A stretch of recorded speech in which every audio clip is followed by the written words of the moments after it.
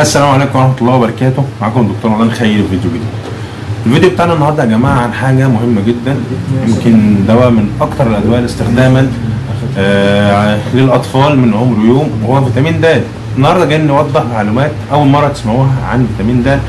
طبعا احنا عارفين كلنا حرص الآباء والأمهات إن هم يدوا أطفالهم فيتامين د أو المشهور باسم فيدروب، طبعا من عمر يوم 4 نقط يوميا قبل عمر السنة. طبعا هو كويس جدا، بيساعد الاطفال على نمو العظام وعلى الاسنان وعلى المشي وحاجات كتيره جدا.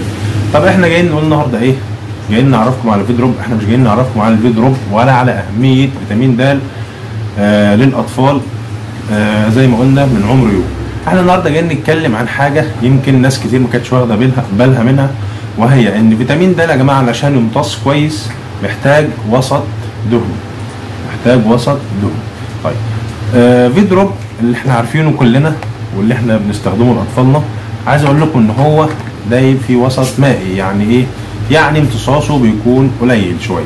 طيب علشان نزود امتصاصه هنعمل حاجه، هنديه بعد الرضاعه الطبيعيه. هتلاقي ان وسط كويس للفيدروب ان هو يمتص ويجيب نتيجه كويسه. طيب بعض الشركات طبعا خدت بالها من الحته دي، وان الفيدروب بيدوب في وسط مائي مش دهني او زيتي، فبدات تنزله في باسماء ثانيه فيتامين د برضه للاطفال نقط برضه، ولكن ده في وسط دهني علشان يزود من امتصاصه.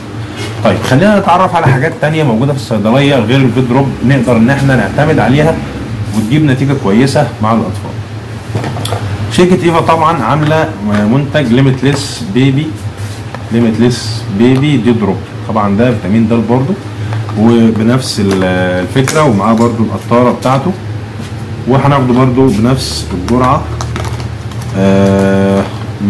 بس هيبقى من نقطتين ل4 نقط يوميا قبل سن السنه. طيب ايه الفرق بقى هنا عن الفيدروب؟ الفرق هنا عن الفيدروب هو ان الفيدروب دايب في وسط مائي، والليميتلس دايب في وسط دهني.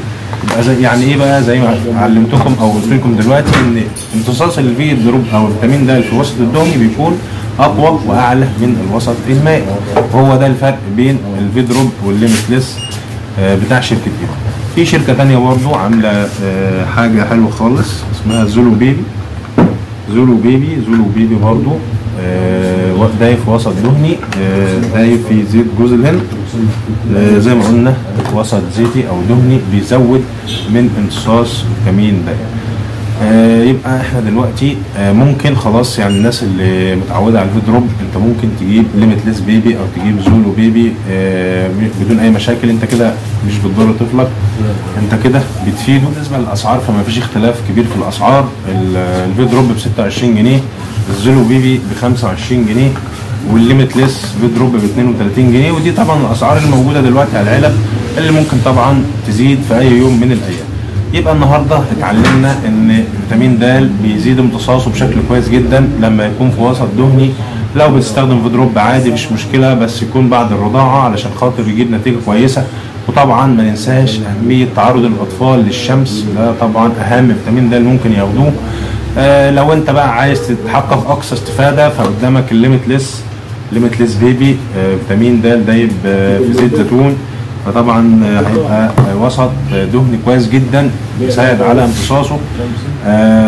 برضو زولو بيبي هتلاقيه برضو ب 25 جنيه، وزي ما قلنا هيكون امتصاصه احسن بكتير من الفيدروب. اتمنى ان الحلقه دي تكون مفيده، واتمنى المعلومه تكون وصلت لكم، واتمنى ان انتوا اهم حاجه هتستخدم فيدروب، هتستخدم زولو بيبي، ليميتلس، تاج دي 3، اي حاجه فيها فيتامين د. طبعا اول شيء يكون دايب في وسط دهني. تاني حاجه انك تعرض الاطفال للشمس، ده اهم من الفيتامين د اللي انت بتديهوله من الصيدله. اتمنى تكون الحلقه مفيده لكل اب وكل ام، واتمنى ان انتوا تعملوا لايك للفيديو ده وشير في كل مكان، وما تنسوش ان انتوا تشتركوا في القناه علشان تشوفوا كل فيديوهاتنا الجديده ان شاء الله. ولو في اي سؤال عن اي شيء، عن اي دواء، سيبوه لي تحت في التعليقات وانا هجاوبك عليه بسرعه ان شاء الله. واشوفكم في حلقه جديده، والسلام عليكم ورحمه الله وبركاته.